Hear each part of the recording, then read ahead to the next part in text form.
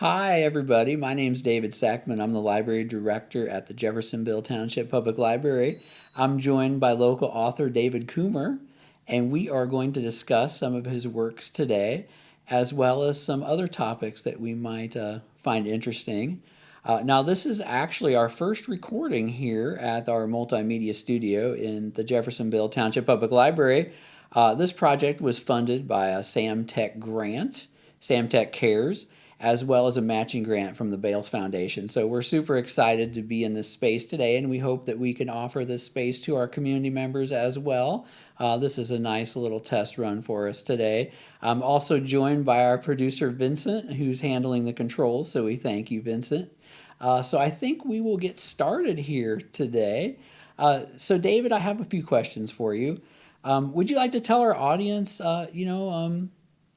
something interesting about yourself or just a little bit about yourself? Yeah, so like he said, my name is David Kummer. I live here locally in New Albany, although I grew up in Madison, Indiana, just up the river. But I am a high school English teacher. I teach at Jeffersonville. I teach ninth grade. And then I do a lot of writing on the side, which is kind of what we're here mainly to talk about today.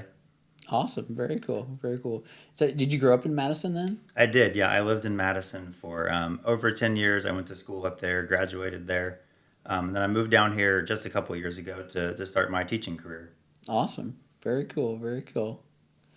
So, what can you tell us about your newest book? Is it The Silent Forest? Yeah, The Silent Forest. So that book came out last summer. It's book two in a trilogy called The House on the Hill, sequel to The Misery House. And it follows the Woods family as they sort of get further and further deeper into the mysteries and kind of tragedies surrounding their small town, New Haven.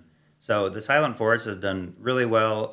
It's sold almost as much as The Misery House. It's been well reviewed.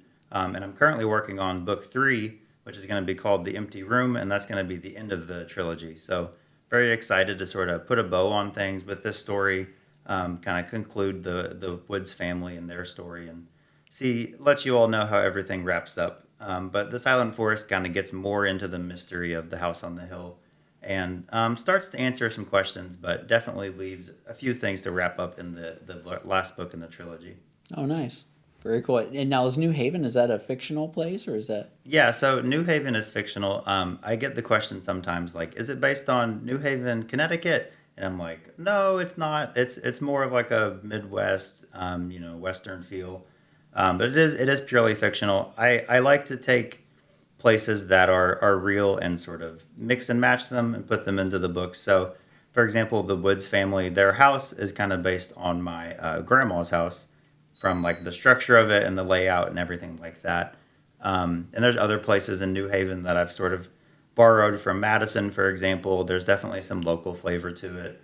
But yeah, it's been a lot of fun to sort of expand that world and build up that town, which is fictional but definitely feels real as you read through the trilogy. Oh, very cool. What made you decide on a trilogy? I've always wanted to write a trilogy. So The Silent Forest was, I think, my sixth book that I've written. I had just some standalone novels before then, psychological thrillers. One that's set in Madison, I think we'll talk about a little later. But I always wanted to see if I could make like a horror trilogy, a mystery trilogy. And so actually, ever since the time I planned book one, The Misery House, I kind of knew that it was going to eventually be a trilogy. Had a rough idea of where it was headed. And now I'm, halfway done with book three, and the end is actually in sight, which is very cool. Very cool. Yeah. Nice, nice. So as far as like when you're doing something like that, like a trilogy, do you have like an outline, like like this is where I'm going to end up? Yeah, so it was weird because I knew where I wanted the end of book three to go. I kind of knew how I wanted the trilogy to end, but I didn't know all the steps to get there. So planning and writing The Silent Forest was definitely a lot of experimental trial and error, seeing kind of what fit best. So it's kind of like putting a puzzle piece together, which I'm not much of a puzzler myself, but I get enough of that practice when I'm planning and writing these books for sure. Awesome. Yeah, Yeah. that sounds great. Look forward to reading that one. That sounds good. Yeah, it sounds like you're quite a prolific author with six books under your belt. So what genres do you write in? I predominantly write in psychological thriller, sort of small town murder mysteries is sort of my forte. I have dabbled with a little bit of like literary fiction, coming of age, and then I have some other projects that have been half finished and kind of on the shelves across a wide array of genres. But almost all of them have a little bit of mystery, a little bit of thriller to them, and some romance sprinkled in there as well. So I try to kind of mix and match genres. Awesome. So you couldn't really say, oh, this is specifically, or a thriller. Or this is specifically a Right. coming of I age. try to There's a little have bit of Yeah, I try to have pieces of everything. To because I think that makes the book better. It appeals to a wider audience, and so whatever you're kind of looking for in a story, I try to give it. Try to keep it well rounded. that's awesome. Very good. Now, is there any genre that you haven't dabbled in that you would like to? So when I was younger in like middle school, high school, I tried to write sort of like a high fantasy novel, and I actually had like a draft of it completed. And I've looked back at that every once in a while. That's something that I think I will probably one day get to. But right now, I'm just having so much fun with the best thing about the thriller mystery genre to me is how many different things you can do with it. There's no limitations on like what you can do with characters or plot or anything like that. So like I've written 6 books in similar genres, and I just feel like every book's been very different, which is a lot of fun to Yeah, just yeah. be crazy with it. Sometimes it doesn't all make it into the final product, but to do all that experimenting is the best part. That's fun. So it sounds like you really enjoy the process. Yeah, I do. It's a lot of fun. It's definitely hard work. As at Jeffersonville, I'm in charge of the creative writing club, so trying to kind of help young people learn the same lessons. Like the process is very difficult, but it's also very fun and worthwhile. Fantastic. Yeah. Yeah, that's good stuff. Definitely looking forward to hearing more about your books as you go forward. So you did mention, so do you have like a primary audience? Would you say? Yeah, I my primary audience is sort of college aged, a little bit older. That's I think where what the books hit the best with.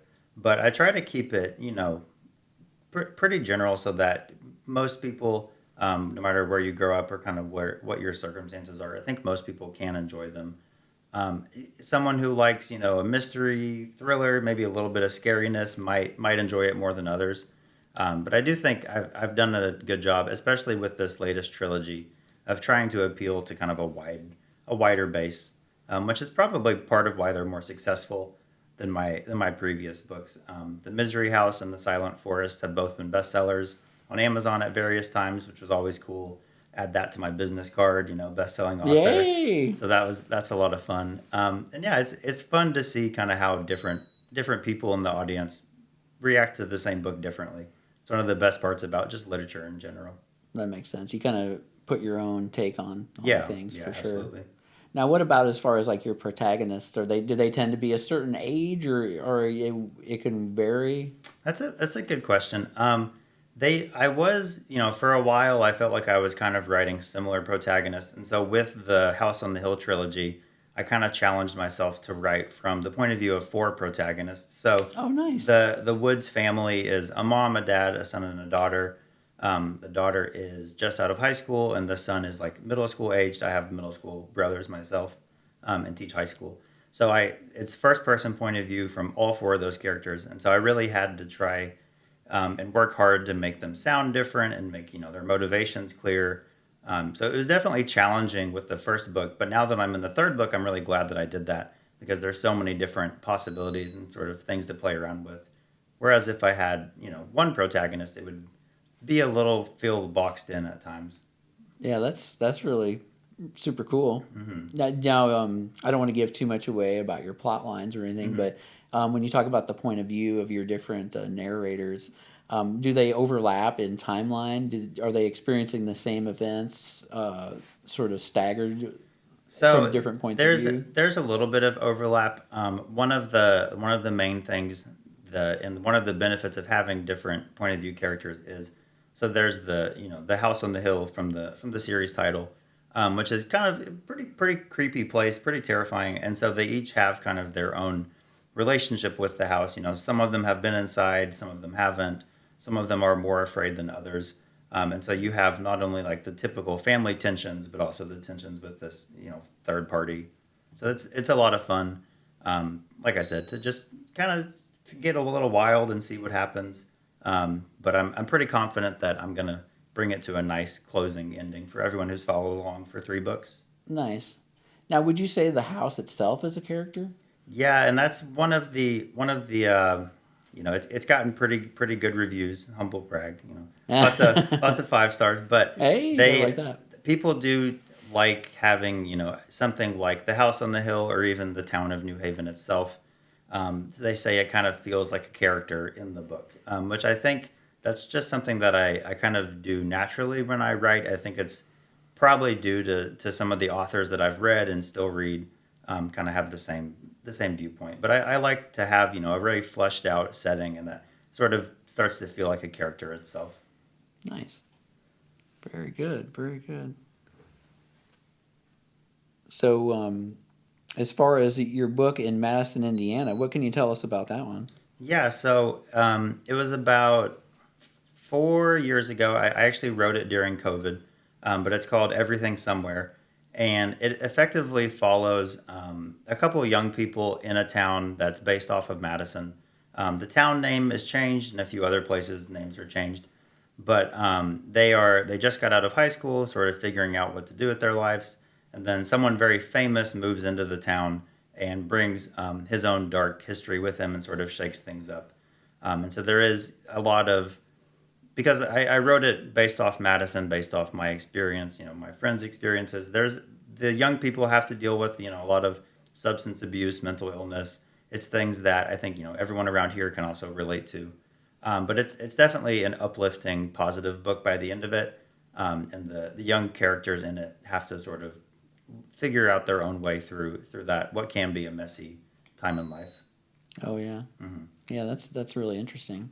Yeah, and the best part with that book was being able to put so many real life places into it. Like, if you've been in Madison for any amount of time, I think that you'd recognize some places in the book, especially the downtown area. Very historic, very very not touristy in a bad way, but lots of people like to visit, and so I think having that in the book was challenging, but also really exciting, and I'm very proud of what I was able to do with it. That's nice. Yeah, I think there's something kind of fun about when you read a book and you're like, I know that place. Yeah, You know, I've something really cool about that. gotten the question a lot. Are you going to write a book set in New Albany or Jeff? Uh, I'm like, it's bound to happen one of these days. I haven't done it yet.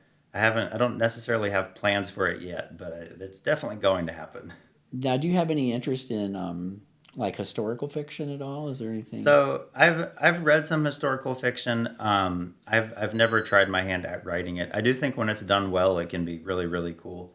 And I like a lot of there's a few local area historical fiction writers and pieces that I've checked out that are pretty interesting. Sounds good. Yeah, it seems like there'd be a lot of material for Jeffersonville Yeah. and New Albany. I think there's just a lot of things that have happened in local history that I think readers would be like, oh, that's Yeah, interesting. yeah. Between Jeff and New Albany and Louisville, kind of that triangle. I mean, I feel like there's endless material there Yeah, for sure. for sure. I Yeah. think that would be really cool. Very nice, very nice. So where do you find your inspiration for your stories? So, inspiration is a weird thing because I feel like at different times in my writing career, I've been inspired by different things.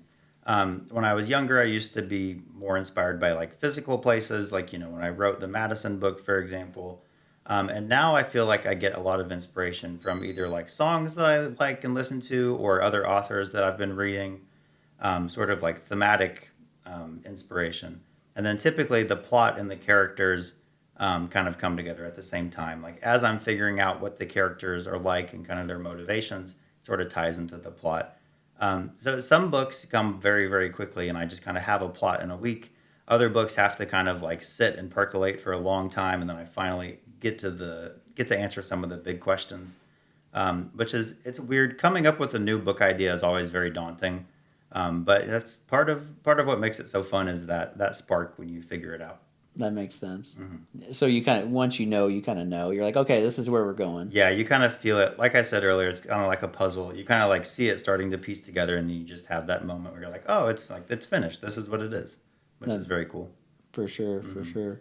And I've heard some authors talk about maybe they consider like their book their children, Yeah. or maybe like their characters their children. Do you ever feel that way? Like it's like you see them grow the writing process develops. Right. I don't know if I'd put it quite on that level, but it's not a bad metaphor at all for it. And there is something about when you're planning a book and writing a book, it's kind of just like in your head 24/7. You know, like I'm trying to go to sleep and I have an idea and I'm like I have to write this down or I'm going to forget it. So there is, something kind of similar about it just constantly being in your brain and on your mind. And I think that's probably the same way with children. That's Although I don't know yet. the jury's still out on that Yeah. one, right? So as far as when you're thinking of the projects in your head as you're working on it, do you ever feel like have you ever been along and like a book that you've already written kind of pops back up in your head and you're like, oh, I wonder if I should revisit those characters or that setting. Does anything like that ever transpire? Yeah, there's definitely those impulses. I haven't done too much of that apart from the trilogy that I'm currently finishing up. But there is a lot of sometimes I'll have a character and it kind of reminds me of a character I wrote before, or it happens a lot more frequently with like characters that I've read, and I kind of see their how the characters that I write are inspired by the different authors that I've read before, and especially books that I've read over and over again. You see pieces of those start to pop up in your own writing. That makes sense. Do you ever have any crossover with your different books? Like a character from one book may appear in another one, but outside of the trilogy. There's not necessarily crossover. I do think in some of my earlier books, there's a few Easter eggs here and there. Oh, that's fun. For people who have read all of them, they might have caught a few things. But then I feel like sometimes that happens almost accidentally. They're Nice. like, "Oh, this reminds me of so and so from the first book." I'm like, "Oh, that was definitely on purpose." Yeah, that's exactly what I was Yeah. trying to do. Wow, Absolutely. you're Yeah. brilliant. Yeah, Yeah. you're good. You're very good. Yeah. Very cool. Very cool. So you mentioned before you're a teacher. So how do you incorporate what you've learned as a writer into your teaching methods? Is there any crossover in that regard, or? Yeah, I mean, I think the famous saying is that the best way to learn something is to teach it, and that has definitely been true with various parts of the writing process, and especially with like grammar. Like I kind of thought that I was pretty good at grammar. I have an English degree and all that kind of stuff, but then actually having to teach it to the kids, I'm like, oh, I kind of understand it intuitively a lot better than I did 3 years ago. But in terms of the writing process, I do think that teaching it to them and kind of helping young people work through their own writing process has sort of helped me be more conscious about like my own decisions that I make, planning a book, writing a book, even like the advertising part of it. I think having helped other people learn those lessons definitely has been beneficial for me. That's cool. Hmm. That makes sense. For Yeah, sure, and for it's sure. the best part of the job is seeing them grow and develop and grow into like adults after teaching them as freshmen, which is very cool, and doesn't really have any you know doesn't really benefit my writing skills or anything, but just having those personal connections are very worthwhile. I bet. I bet. Hmm. It's kind of like you see a coming of age story every year, probably. Yeah, no, that's very true. Hmm. That's awesome.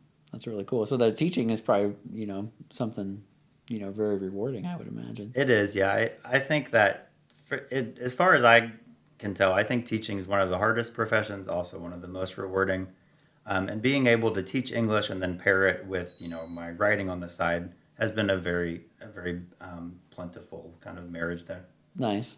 I bet. I bet that sounds great. And you mentioned you do the writers group as well with your students. Yeah, so I also lead a creative writing club at Jeff, which is awesome because they actually we every Halloween and spring we sort of put together some short stories written by the kids, and they get to kind of sell them around the school to their teachers and their peers, which is always fun to see them kind of realize like, oh, like my writing's actually worth something and people will pay to read this. I think for most of them, if not all of them, it's sort of the first time that they've had that realization. Yeah. And I think it improves their self confidence and their sense of self worth as well. That would put a spring in your step. You're like, ooh, I'm a published author, Yeah, and people exactly. paid for my work for Yeah, sure. and your For sure. teachers will be like, "Oh, I like that story you wrote," and that's always very cool. and they come back and tell me about those interactions. That's cool. That's very cool. So, do you have a certain writing process that you follow? So kind of like the inspiration, the writing process changes almost with every book. Some books I tend to write a lot outside, like on a hiking trail or down by the river in New Albany. And then other books I feel like I do more writing at my house. It kind of changes all over the place. But the weird thing is that I do feel like once I set a writing process for a book, it kind of stays that way until I'm done with that book. That's your So habit. yeah, like with the Silent Forest, I ended up doing a lot of writing outside because we were moving, and so the house was kind of like fluctuating. So I ended up doing a lot of writing by the river, and then that's where I was doing most of it until I finished it. And then now on my next book, it's like a whole different writing process. It's almost it feels random, but then at the end of it, I kind of see how it lines up with the story. Oh, that's cool. I never thought about that. The process goes with the story itself. It definitely does. Like when I look back on books that I've written in the past, it kind of puts me in the same headspace. I kind of like remember where I was when I was writing this passage, or what influenced this chapter and things like that, which is cool. Because I'm not a very big journaler, but I feel like when I go back, whenever I go back and read books that I've written in the past, it almost feels like a journal to me. Oh, that makes sense. That was kind of a follow-up question I was gonna ask you. So as far as like when you're talking about writing down by the river, when you write, are you on a computer for the most part, or do you write in like a notebook? Yeah, I'll typically do the laptop. I've written in a notebook every once in a while. Sometimes if it's like a very like fresh idea, I'll do that. But for the most part, I like to have my notes and everything together. And it's probably a lot more efficient that way, for sure. It is, yeah. I'm a lot faster at typing than writing. And as my wife could attest, I have not very good handwriting. So Oh yeah, you never know if what I write will be legible. I feel your pain. Sometimes I write in a notebook, and I look back and I'm really struggling to even Yeah. It's discern what I just wrote. I'm like, why? it's like Why? I'm sure it was like wonderful, whatever it Yeah, was, but yeah. I'll never know. For sure, it's like, Yeah. dang, I had a good point here. I know, So sometimes it takes longer just to discern what I'm even trying to Absolutely. say than just trying to get it out on, at some sort of laptop or whatever. So Yep. I definitely can relate to that one for sure. And the fewer barriers, the better, because it's hard sometimes to get started with writing. So When you're flowing, yeah, that makes sense. yeah. So as far as like, do you set any kind of like goals for yourself in terms of I'm going to write so many pages today, I'm going to write so many words today, or you just sit down and see what comes out, or how does that work for you? I definitely I have off days every so often, especially when school gets busy. But when I'm in the thick of it, I try to write about 1,000 to 2,000 words a day. So then if it's like a 60,000 word book, it ends up being a month or two for the first draft. Oh, nice. Which is You're cranking it. long enough that I can kind of sit with it and think about it, but short enough that I don't get distracted and end up writing a whole different book, which has happened before. Where I'm like, oh, I wanted to go chase this rabbit and do this idea, and then the first project never gets done. So That makes sense. now that I've been doing it I've been writing for almost 10 years now. Kind of am starting to find that middle ground of what works and what doesn't work. So you're getting you're honing your process. Yeah, absolutely. That's really cool.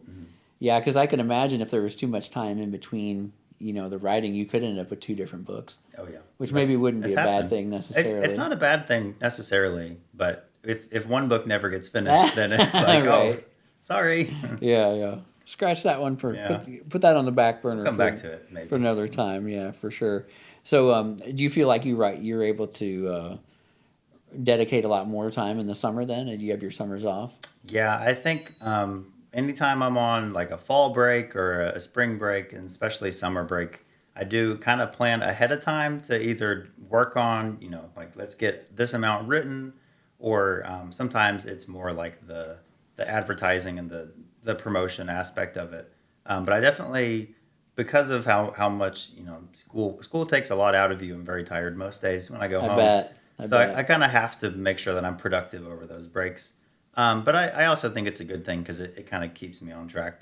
If I'm on summer break, I'll sleep in way too late every day. But if I get some writing done, then I feel a little bit better about it. So That makes sense. Yeah, for sure. Now, is that something you would start your day with? Would you start your day writing? Or? I do most of my writing at the end of the day. Oh, okay. Which Interesting. from authors I've talked to is kind of weird. Like there's another author, who I'm friends with, who says he does all his writing in the morning before school. Oh, And I'm okay. like, I could not. So sometimes I'll write a little bit after school, like right after, but a lot of it gets done in the evening and nighttime. Gotcha. What about weekends? Do you write on the weekends? I do. I try to keep a semi-consistent weekend pace, and weekends end up, for whatever reason, being a lot more kind of editing. I'll Oh, go back okay. and look at what I wrote that week and plan ahead or fix up things. Oh, that's cool.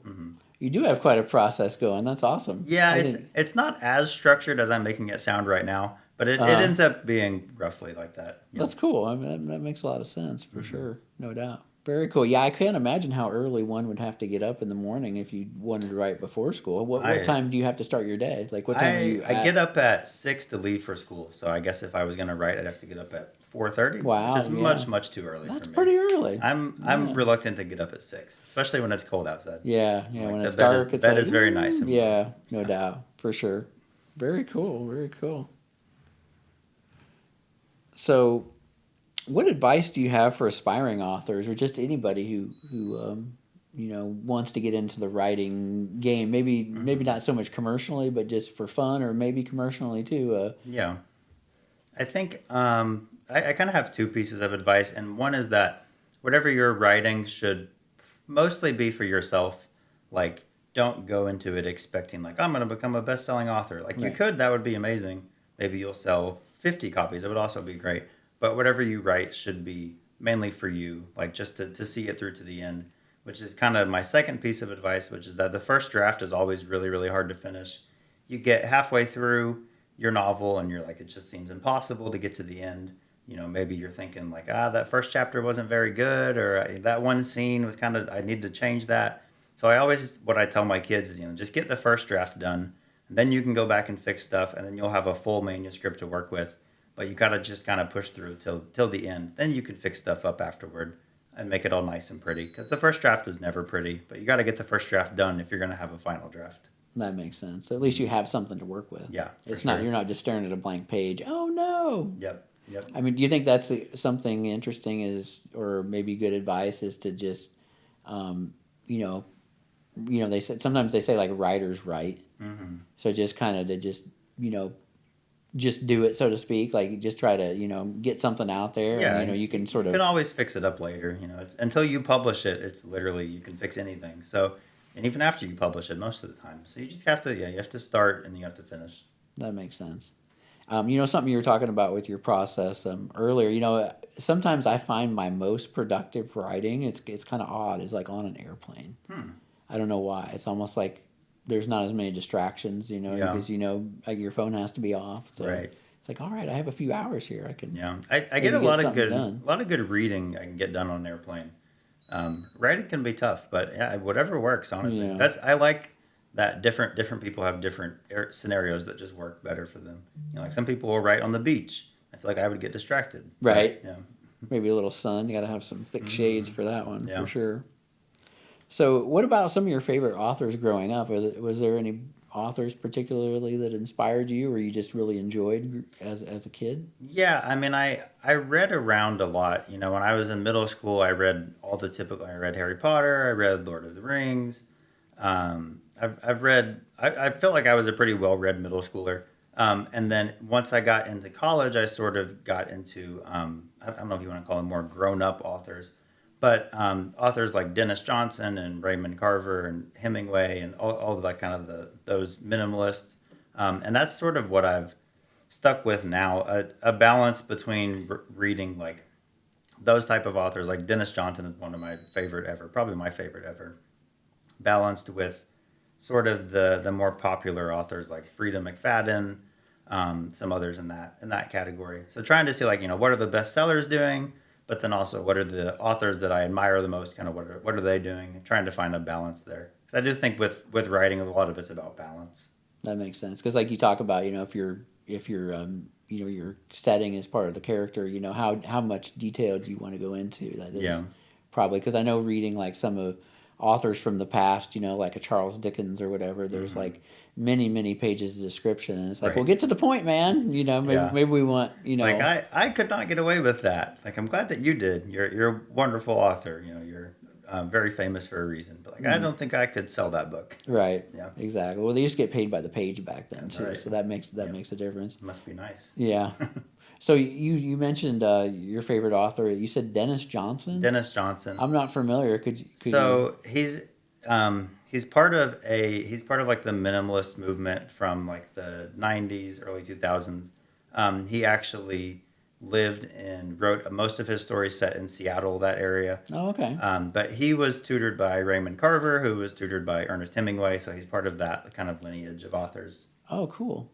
Nice. I have to check him out. Dennis He's Johnson. one of my favorite in terms of like short stories, especially as well. Oh, okay. For a while, I was really into reading short stories, and part of that's because when I teach the freshmen, I try to incorporate a lot of short stories. You know, shorter attention spans. You can teach a whole lesson, read the whole story in one day. It's kind of beneficial for some lessons. That's so nice. I've kind of read a lot of different short stories like that. That's cool. Yeah, and there's something nice too. If you didn't like that one, well, perhaps you'll like the next Yeah, one. exactly. You can switch it up. Like if you didn't like the Ernest Hemingway, well, we're gonna read some more like futuristic sci-fi short stories, and maybe you'll like that. So I try to introduce them to a lot of different genres and types. That's cool. Have you ever considered short stories yourself? Have you thought I might write a book of short stories? I've written a handful, kind of just in between writing projects. I'll do that sometimes. I've never given it too much thought, but it's another one of those things that if you ask me, I'd say it'll probably happen eventually. Because I think short stories, especially I like the sort of like continuous short stories where they're all sort of interconnected. I like That's those pretty cool. kind of projects. Yeah, that's pretty interesting. Where there's kind of like somehow it's going to all come together. That'd be kind of fun. Yeah. Have you ever written a short story and it's turned into something else? Not necessarily. I've written short stories that kind of helped me figure out like if I have like a new character and I'm trying to figure out like what are their motivations, or just trying to figure out like what they sound like. I've written some short stories like that sort of tie into the novels but never get published. But I haven't had. I know some people will write a short story and then turn it into a full book. I've never had that experience, but that's partly just because I plan ahead so much. I think. Oh, I gotcha. typically, when I start a book, I at least know roughly where it's going. That's cool. That makes sense. Very cool. Very cool. So when did you first know that hey, I could maybe make a living off of this, or know that it was something that you would pursue more seriously? So the funny story that kind of why I started writing in the first place, I guess it kind of goes back to short stories. When I was in middle school, there was an author who somehow got on my radar. I don't know. I was reading a lot. I had a Kindle. I was just burning through books. But he was writing a collection of short stories, and he would like mix and match them. And his whole thing, I'm not going to say his name, but his whole thing was like, I want to write as much as Stephen King or whatever. And I was like, okay, I guess I'll check this guy out. So I read them, and they were just like not good. And I was like, I could write better than that, and I'm like 13. Nice. So then I started, messing around with it, and that's kind of what got me into it. So it wasn't like an I made it moment, but my book, Everything Somewhere, the one set in Madison, sold 500 copies, I think, and that was sort of like a big number. I was like, wow, that's wild, that's awesome. And then The Misery House and The Silent Forest have done better than that now. But yeah, that was one of the first kind of moments where I kind of felt like people were really valuing it and responding to it. That's awesome. So you when you got some nice reviews and stuff, you're like, hey, this is promising. It's kind of nice to get some positive feedback. Yeah, and stuff. absolutely. Especially from people you don't know. It's like, hey, you're not just saying that to be nice. Right, You're yeah. actually- It's like, oh, it's not just my mom reviewing it. Right. It's like all these other people that I've never met, which it was very cool. Yeah, that's awesome. Very cool. Very cool. Now, as far as like marketing your books, how does that work for you? I'm definitely not the best at marketing it. I'm trying to work on it more. One thing that I've found really helpful is I sell them at the New Albany Farmers Market. Oh, nice. Most weekends, every other weekend. And so just being there and having a table set up, I've sold a decent amount of books, but I've also just been able to meet new people, kind of get my name out there. So then, like, for example, I had a little pop-up at the Green Tree Mall over the summer, and I had people who were like, oh, I've seen your name and I recognize your cover and stuff, and would come buy the book. So, that old marketing principle of like getting in front of people many, many times. I've been trying to find new ways to do that without spending too much money on it. That's cool. Nice. That's very cool. So as far as like if somebody wanted to purchase your book, how would they go about it? What would be the best way they could find out more about your book or perhaps purchase your books? So I do have a website, davidkummer.com, as well as Facebook, Twitter, but then also the books are available on Amazon, on Barnes and Noble, and then like I said, I'm usually at the New Albany Farmers Market selling them, and I'll occasionally I just had a signing at Barnes and Noble in Louisville for the first time. That was super cool. Other little local bookstores like Mickey's in New Albany and a couple places around here. So I try to get out there and try new places, but all that's posted on my website and social media and stuff like Oh, that. very nice. Sounds promising. Yeah. And do you know? I don't know too much about them, but I know there's a Carmichael's in Louisville. Is that? Carmichael's they had one of my books for a while. I've never managed to book a signing there, but yeah, that's on the bucket list maybe. Awesome. One of these times, yeah. Very cool. Yeah. Sounds good. Well, I appreciate your time, David. It was a pleasure talking to you today. Yeah, I appreciate you all having me. It's a wonderful little setup here. Awesome. Very cool to try it out and be the guinea pig. Hey, yeah, it's a pleasure. Yeah. Great to talk with you. Yeah. Thank you so much. Thank you. I appreciate it. Thank you.